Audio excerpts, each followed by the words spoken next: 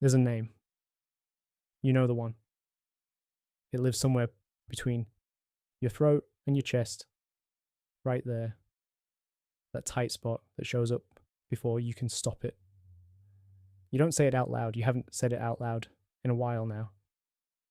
And some days that feels like strength, and some days it feels like the heaviest thing you carry.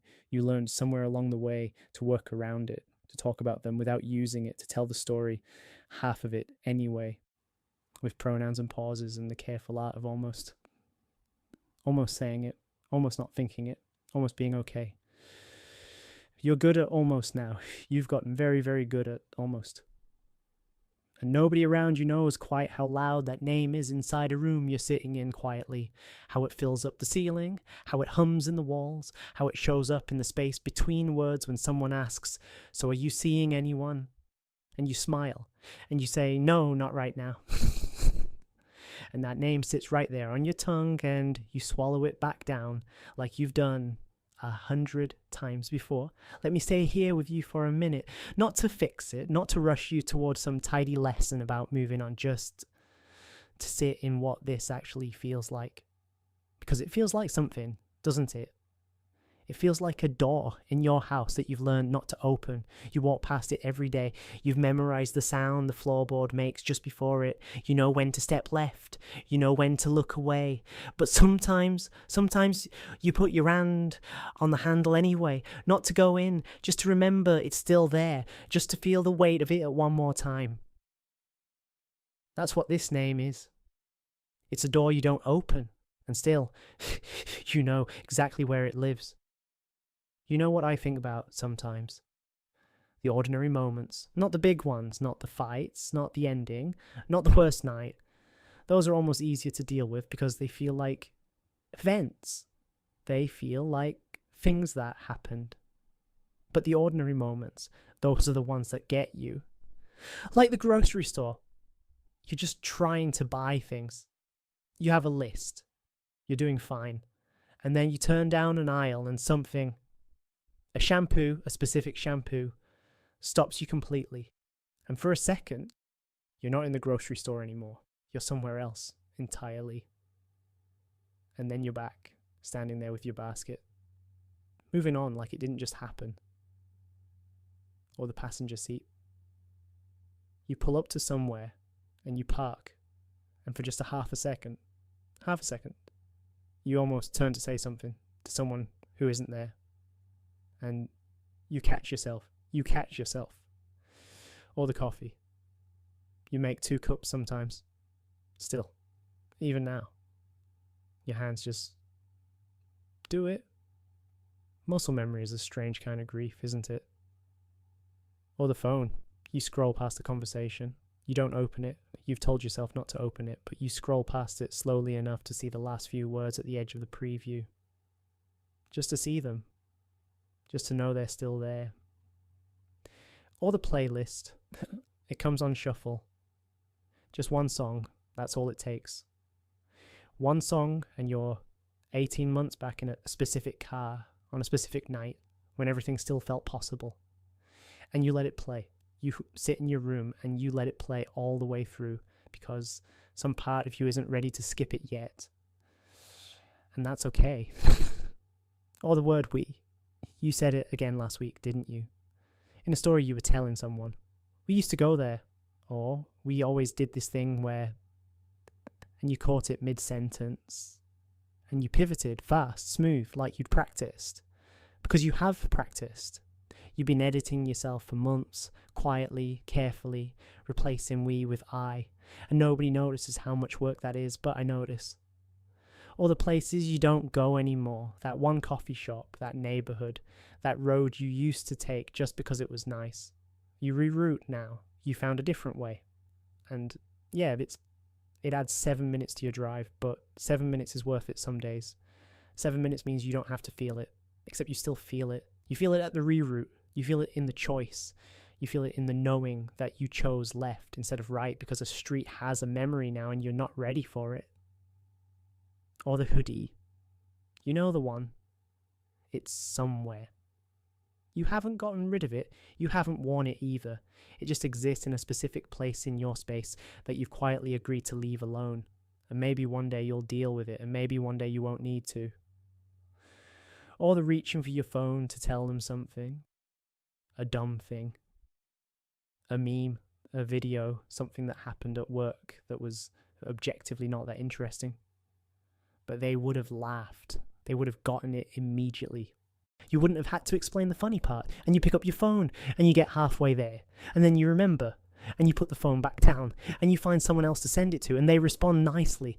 They really do. But it's not the same, and you knew it wouldn't be. But you tried anyway, because trying feels better than the alternative. Has anybody ever felt that? That specific loneliness of having good things happen, and the first person you want to tell being the exact person you can't. Yeah, I know. Let's talk about the questions for a second. Because you have them. You've had them for a long time now, and you cycle through them in the quiet spaces in the car, in the shower, at 2 a.m. when sleep won't come. You ask yourself, what did I do wrong? And sometimes the honest answer is something. And sometimes the honest answer is nothing. And the hardest part is that both of those answers hurt in completely different ways. You ask yourself, would it have mattered if I had? And you run the scenario. You've run it so many times that you know every version of it by now. The version where you said the thing sooner. The version where you didn't say that one thing at all.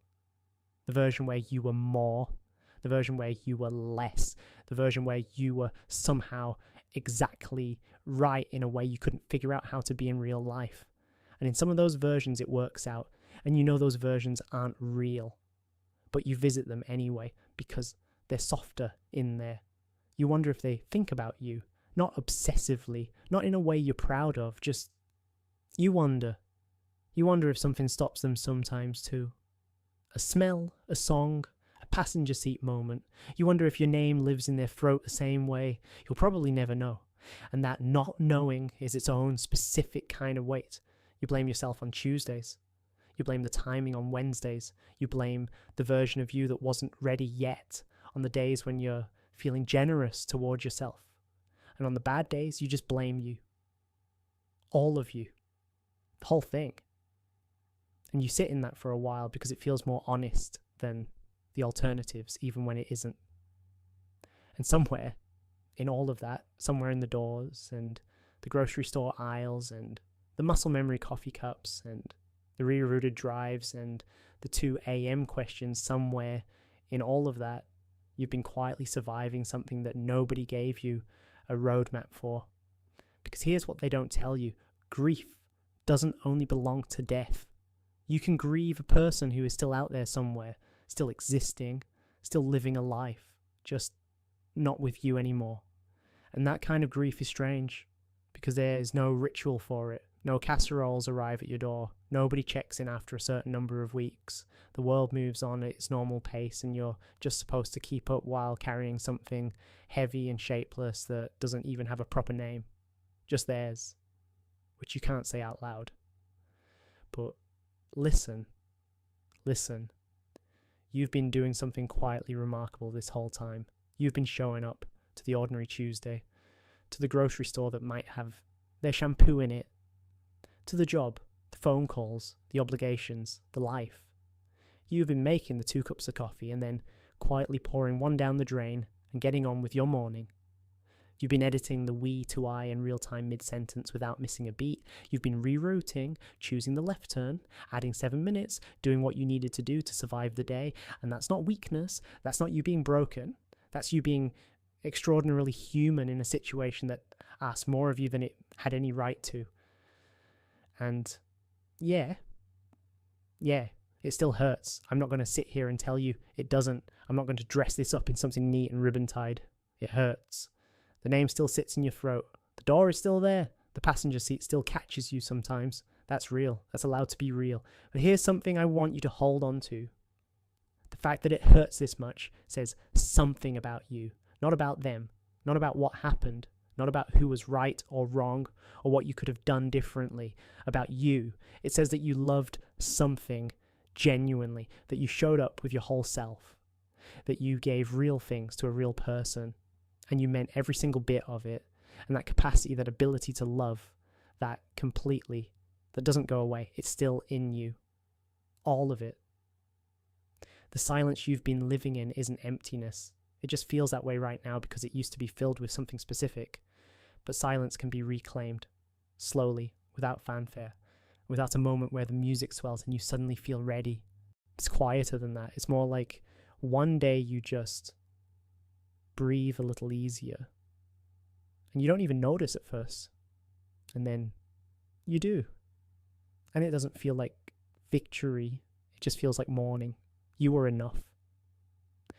In the middle of all of it, the uncertainty, the trying, the almost saying it right, you are enough. You are enough.